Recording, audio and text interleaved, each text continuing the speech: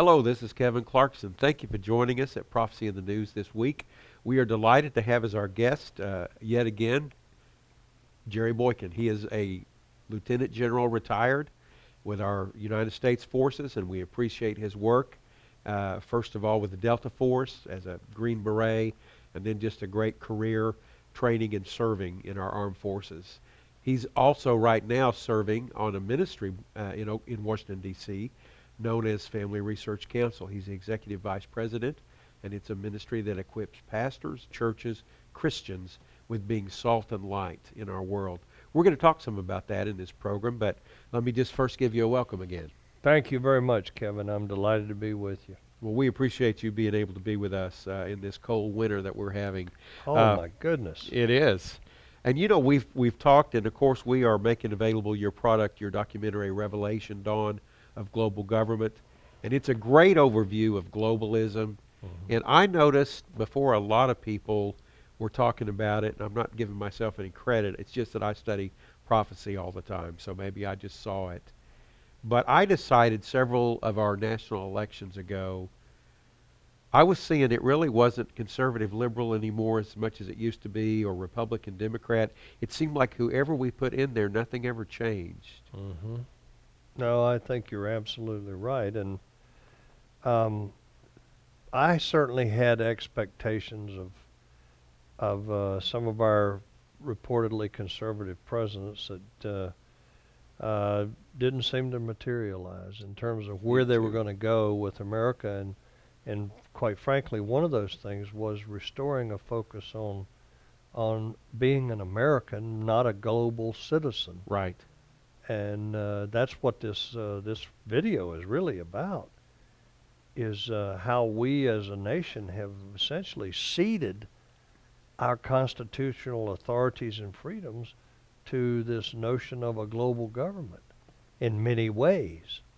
And that's why we put this thing together, to try to get people to wake up and look at the things that are happening around you and realize that this is all part of a movement to a global government. And you know, when this last election came up, I just, for the first time, was kind of hearing those lines being drawn because, you know, I remember, as you cited in an earlier program, Barack Obama gave a speech in Berlin and said he was glad to be a citizen of the world. Well, I'm not against that, but I'm an American first. And when Mr. Trump emerged, a flawed candidate, admittedly, and you have to kind of swallow and get yourself to come around on some things if you really are a strong Christian. But then you realize you do have a fighter, and he does see where the lines are drawn. Yeah. And he's really not in the camp of the globalists and isn't going to be bought off, I don't think. Well, he breaks the rules. And one of the reasons is because he doesn't know what the rules are. Well said. You know, he's been a very successful businessman. Yes. He has indeed made billions of dollars. And he's been his own man.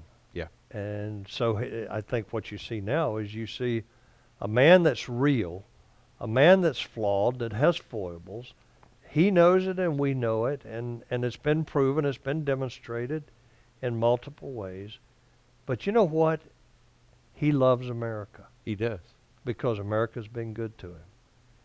Now, quite frankly, I question a previous president as to how deep his love for America really was. But I know Donald Trump is real, not only because I've been around him, but I know that his love for this nation is real, and that itself is a good starting point. If he really loves America, he wants what's best for America, not just what's best for the world. And that means a lot to me. Well, this election knocked a lot of the globalist plans down the road. It stunned and shocked them. Many of them are still not over it. And them, I include the media because, you know, as your documentary points out, 5 or 6 multinational corporations run all of the stories we get, and they all say the same thing. You go from channel to channel with an exception or two. They're all parroting the same line.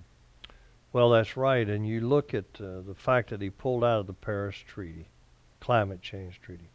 Well, that just set the Europeans on fire. Uh-huh. But then take a look at the Europeans. Look at the European Union. Most people don't realize that in order to be part of the European Union, you have to cede elements of your own You constitution. do.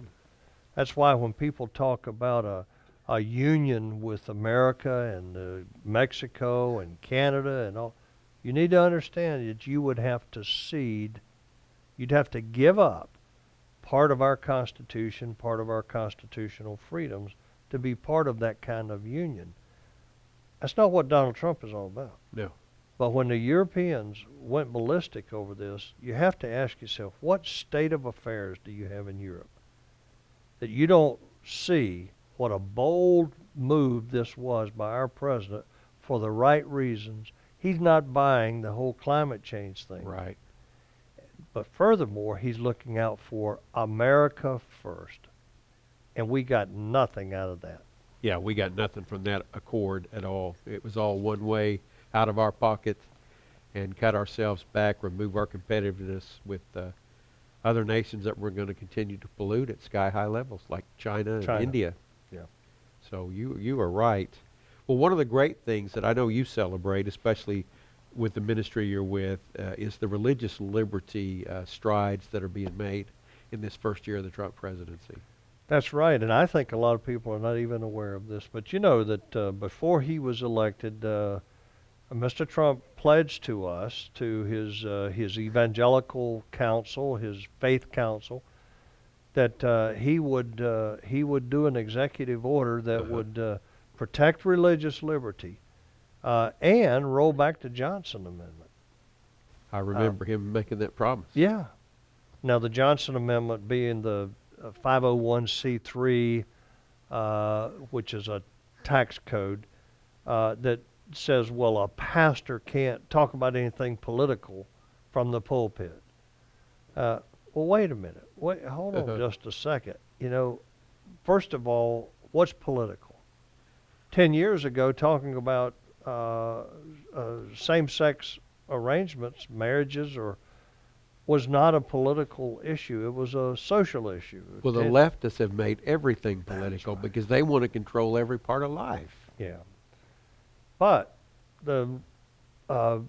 back in the early summer, Mr. Trump signed that executive order that is designed to protect religious liberty and to reduce the problems associated with the Johnson Amendment, although there is, he's still working on the Johnson Amendment in its entirety, but the objective of the order that he signed back in the summer was to protect people like the baker or the photographer that it wouldn't, perform services for same-sex marriage, and to start protecting pastors and ministries so that they can do what they're called to do.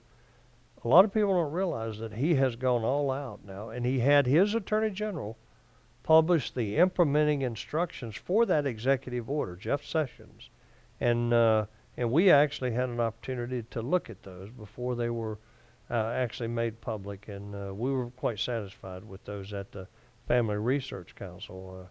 So he has followed through on his pledge to protect religious liberty.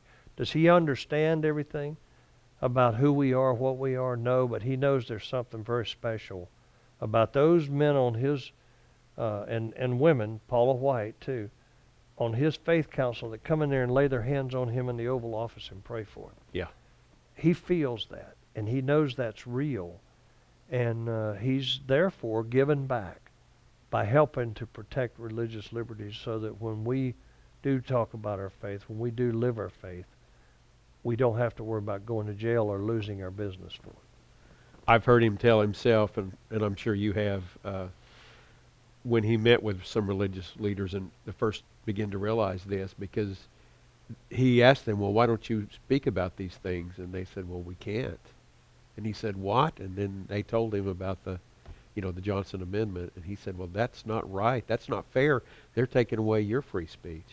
And really, that's really quite true. We so cloud the issue sometimes with all of our legal talk and all, but you get down to what's really right and wrong. It's clear that religious liberty's got to be what's made America unique. That's right. We Absolutely. wouldn't be here without it. That's right. And he's committed to it. And that rolled back so much in the last administration. I feel like it was encroached upon and encroached upon and encroached upon. That's right. I Yeah. mean, you just look at the cases of people losing their businesses. Yeah. Of people paying huge fines like the Kleins out in Oregon because they wouldn't bake a cake for same-sex marriage. You Right. just think about all that stuff. That's what Donald Trump has pledged to put a stop to. Right. God bless him for that. Amen. Well, not just to jump track, but another major area that is kind of a 180 from the direction we were headed has been with our whole military Yes. in this first year. I mean, ISIS has been pretty well driven out of Iraq and Syria, and that's after years of just letting the lawyers call the shots in the foxholes, and we couldn't Right. engage in warfare. Wasn't it that you can't shoot unless you're shot at first, and rules like that? Yep. How can you win a war? Well, you can't. Yeah. And again, Barack Obama was never focused on winning the war. He used our military as a social experiment, as a laboratory for his social experiments.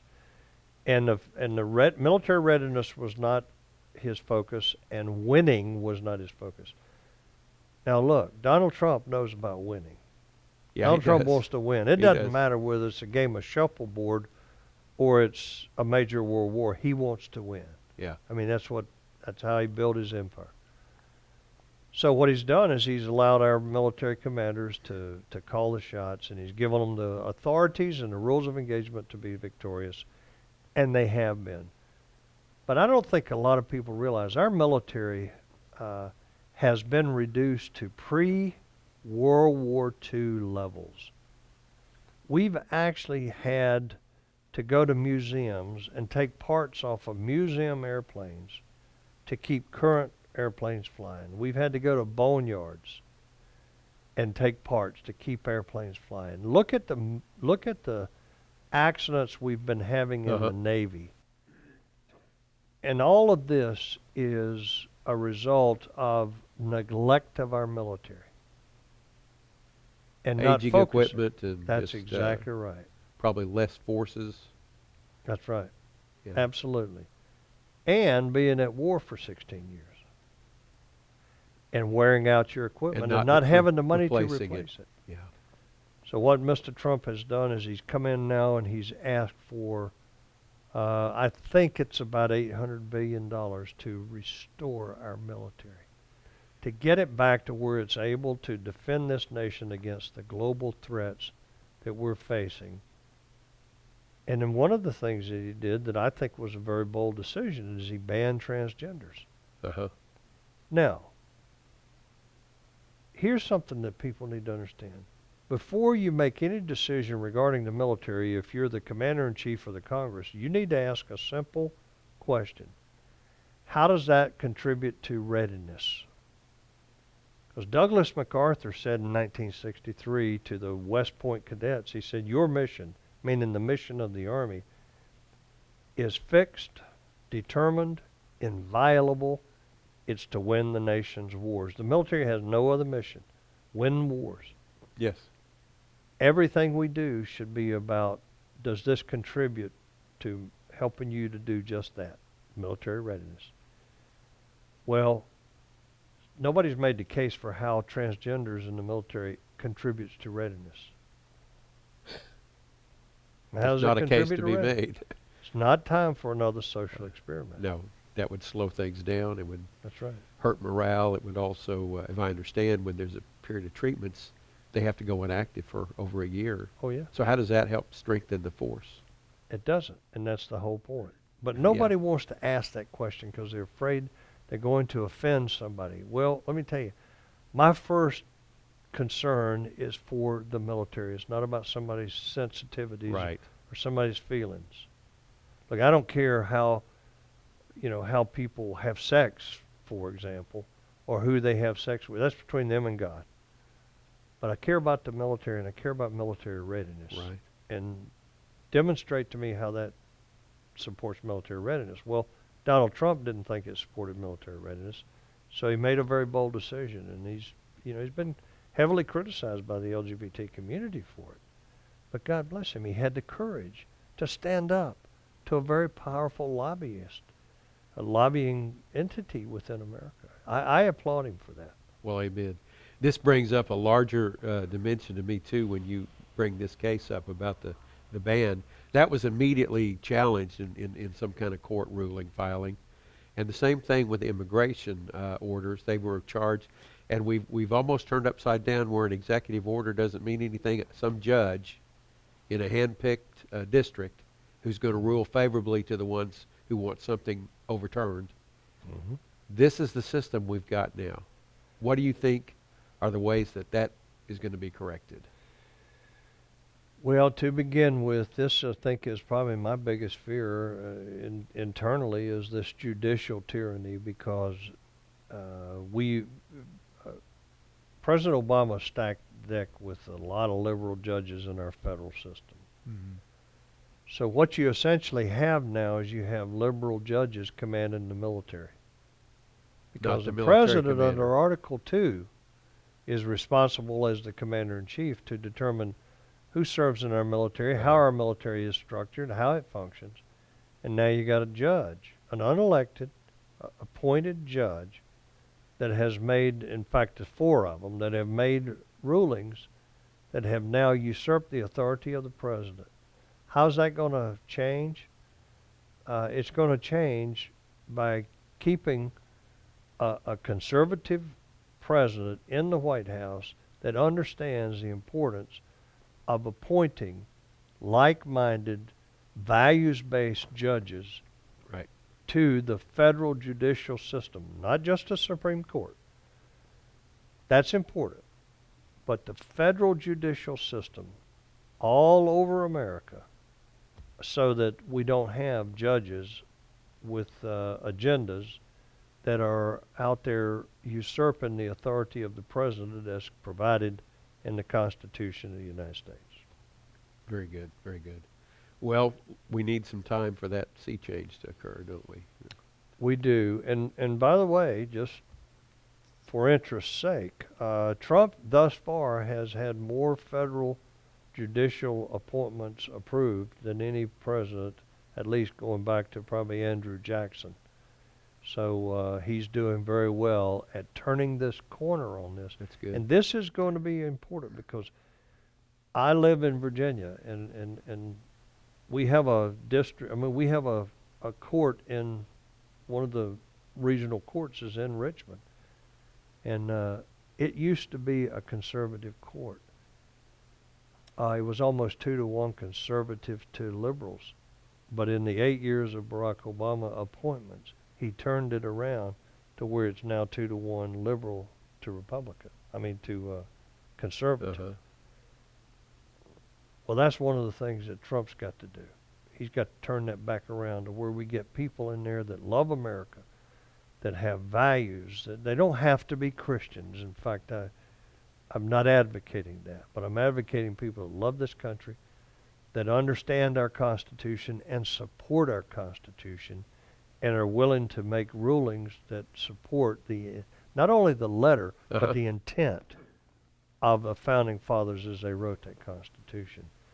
That's a major task for Trump, and he's on a good path right now to doing that. Well, we need to encourage and applaud that, and continue to pray for him. And let me just stop a minute. We're visiting with Lieutenant General Jerry Boykin, and got a wonderful documentary that fits with biblical prophecy. It's called Revelation: Dawn of Global Government, and it's a series of experts and people that have lived under oppressive governments in other continents. And it really just is a very fast-paced, informative video you will enjoy. We're making this available for $19.95, and you can get that by going to our website at prophecyinthenews.com or call the 800 number on your screen. Somebody will be glad to help you fill your order. Let me just ask you, though, sir, in the time we have left, we're commanded in Jesus' words in Matthew 5 that we are the light of the world, we're the salt of the earth. Salt that has lost its savor is good for nothing. It's thrown out and been trampled underfoot. That's the story of too many churches and Christians, I'm afraid. But the light of the world, you're not to hide that light, you're to let it shine. And that's our calling. So I know you're very involved with the Family Research Council, Executive Vice President, and you guys talk and think about this every week. But what would you tell our listeners they can do to be Yeah. better in those things? Yeah, I think that every one of us as Christians needs to decide that we're going to follow the Lord's leading. He did not call us to be cowards. In fact, in Revelation, the first ones thrown into the lake of fire are the cowards. Cowardly, that's right. So I think we all need to determine whether we're going to follow the Lord, and in doing so, we're going to have to muster our courage. Now, this nation has a tremendous history of courage. And it's not just the men on the battlefield that have gotten the medals of honor and that. No. It's the founding fathers. It's those men that, when they signed that document, separating from the crown of England, they drew a big bullseye on their chest because they were going to die as traitors to the crown if they didn't win this revolution. That's the kind of courage that Christians have to have today. And the reason is, Jesus is coming soon. I don't know when. The Bible's very clear. I don't know when, but I know it's a whole lot closer today than it was yesterday. That's right. But what state is he going to find each of us in? Is it are we going to be the ones that say every time the church doors open, I was there, Lord, and I sang in the choir, and I went to Haiti on a missions trip? When the Lord says, well, what did you do to preserve the nation that I gave you? Well, Lord, it got tough. It got really tough, There was a lot of criticism of people like me, but I was there every time they opened the doors. That's not good enough anymore. Yeah.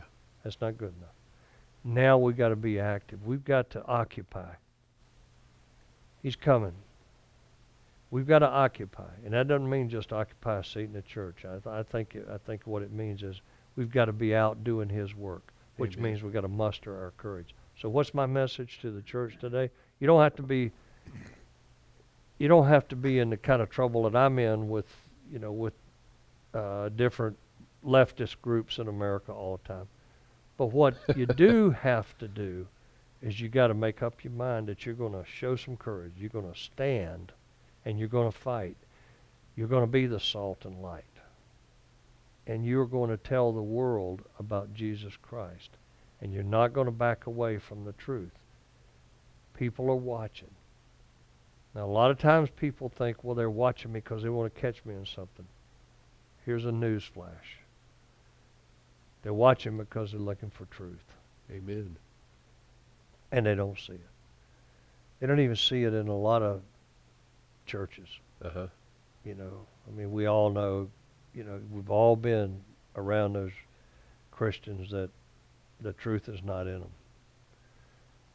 But as Christians, we got to be willing to stand up for the truth and let the world see that, and then take every opportunity we can to bring people into the kingdom. That's what our mission is. It's not to just go heaven. It's to bring people into the kingdom. Amen. Amen. Well, we just have maybe time for one or two more quick questions, but we spoke early on in this series that shows that we were doing, but I want to kind of come back full circle. We feel like this last election, God uses flawed instruments. Nobody's saying Trump's a Christian or a perfect man. God knows his heart. Pray for him, but it was still a game changer with this race to bring globalism, because the one obstacle to worldwide globalism is the United States of America. That's right. And we were about ready to join the bandwagon. That's right. The skids were greased, everything was rolling, and then Trump happened. That's right. What do you think that means? What kind of message is that for the church? I think that the Lord has shown us that He has given us a reprieve. He's given us another opportunity. He's answered the prayers of the remnant that have come before the Lord with a sincere heart and said, Lord, help us. to get ourselves out of this morass that we have created here. Because as a nation, we've turned our backs on you. Uh-huh. And I think that he has said, here's another opportunity. Now don't squander it. Take advantage of it. And that's where I go back to saying, if we're going to take advantage of this opportunity we've been given, then we've got to muster our courage. And just remember, courage is not the absence of fear. Uh-huh. It's overcoming fear. And we either believe the Word of God or we don't. He's either everything He says He is or He's nothing. And when He says that He is our comforter, when He says He'll be with us, we've got to stand on that. Amen. He is with us. He is our strength. Part of that reprieve is that we can still hold up the shield of the First Amendment. Absolutely. We do have religious liberty now, That's exactly and it should be right. protected. Right. We're not going to be thrown in prison at this point That's right. for speaking the truth. God doesn't call us to be obnoxious or ugly, but we are to be bold. And bold is to be confident and know what you believe, know why you believe it, know who you believe, and all these things really matter. Well, you know a bit about courage, being on battlefield yourself. And you relate that to the battle we're in now. I absolutely do, and I think we need to recognize that there are parallels between physical warfare and spiritual warfare. One of which is you need warriors to fight it. So being that Christian that just sits on the pew of the church, that's important. It's important to be in the church, to iron sharpens iron, to be with other Christians, to be under the leadership of a pastor.